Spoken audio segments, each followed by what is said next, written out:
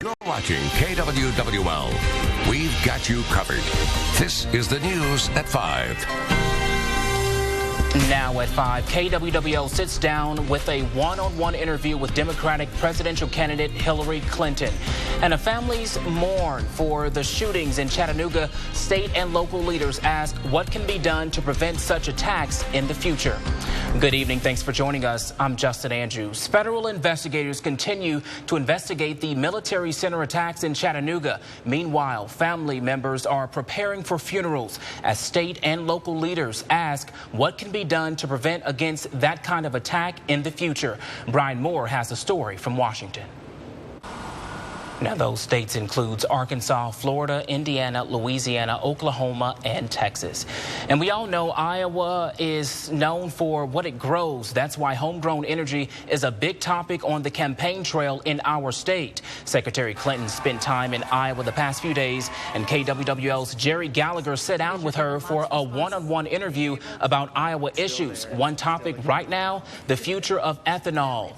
Iowa produces more ethanol than any other state, but the EPA says standards in place cannot be reached, so the Obama administration plans to reduce how much ethanol is required in gasoline. We asked Clinton if she agrees with the White House plan to change things up. I support it as it is now because I think it is the basis for the advanced biofuel research that is now translating. We have airplanes now experimenting with flying on biofuels. So this is exciting. I don't want to do anything that stops the development. Still there. Now, we'll have much more on our one-on-one interview with Clinton Monday night at 6.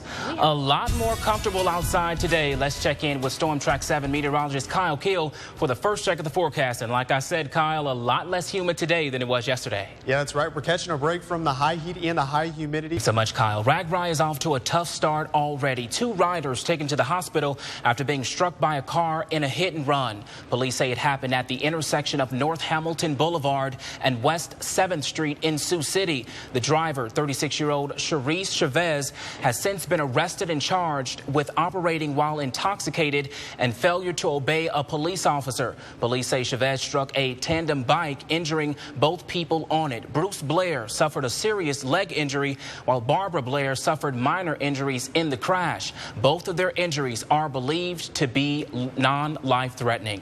And hundreds of kids took part in this year's Cedar Valley Outdoor Family Fun Day. The event at George Wythe State Park featured kayaks, archery, and inflatable slide and minnow races. One of the board members of Impact Outdoors says it's a great opportunity to get the kids outside. Mainly the youth, as you can see today, is with the 150 free fishing rods and reels. That's really our target. So we're trying to get kids to come out, start enjoying the outdoors, kind of reacquainting some of these kids that haven't been able to do that yet or haven't been able to with the parents that they have. Now, he says the event is not only to get kids active, but also to educate them on certain outdoor activities. And are you sick and tired of the gas prices and your pockets are empty because of it? I know mine sure are. Well, there's a car that could help. It's called Elio, and it's a 3-wheeled car. You're looking at one right now inside the Lindale Mall in Cedar Rapids. The whole car only costs $6,800, seats 2 people, and is obviously good on your pockets. I mean, you think about it, 84 miles to the gallon, yeah, it'll pay for itself, you know, just driving it around, you know, within a few years, that the gas mileage itself, it'll pay for itself, I think. Now, Sean there says he is strongly thinking about putting his order in for that Elio car. The car is expected to start hitting the road sometime next year after they officially start making them. Coming up on the news at 5, a car caught on camera hydroplaning and flipping over. Plus, hundreds of kids getting out and active today in the Cedar Valley Outdoor Family Fun. And here's a look at the live Storm Track 7's Doppler radar. Storm Track 7 meteorologist Kyle Keel has your full forecast coming up. Former President George H.W. Bush has now been released from the hospital. Bush broke a bone in his neck earlier this week after falling in his home. The 91-year-old suffers from Parkinson's disease. His spokesperson tweeted today saying President and Mrs. George H.W. Bush extend their great gratitude to the doctors, nurses, and staff at Maine Med for their kind and professional care.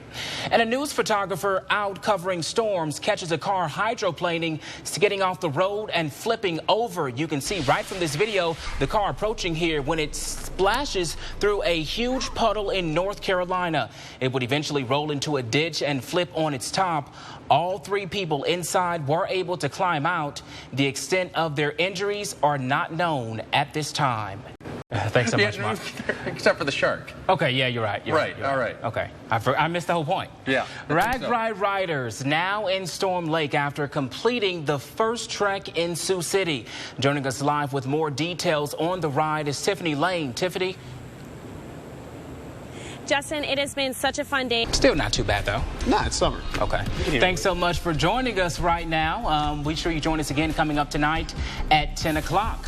We'll see you then.